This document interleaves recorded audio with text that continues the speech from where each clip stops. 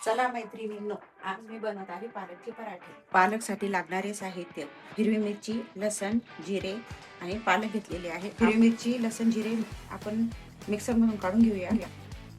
कढीपत्ता पण टाकून घेत आहे. पालक आता आपण कट करून घेऊया.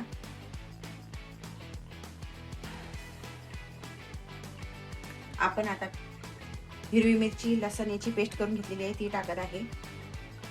तीळ, सोप आणि ओवा आहे, क्रश करून घेतलेला आहे. धने पावडर टाकून घेत आहे. हळद आणि चवीनुसार मीठ, हे सर्व साहित्य टाकून आपण पीठ मळून घेऊया.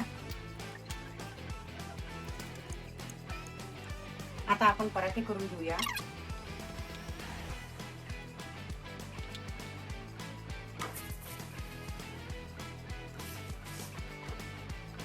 आपले पराठे तयार झालेले आहे. तुम्ही नक्की घरी करून बघा. व्हिडिओ आवडला असेल तर लाईक करा आणि सबस्क्राईब करा.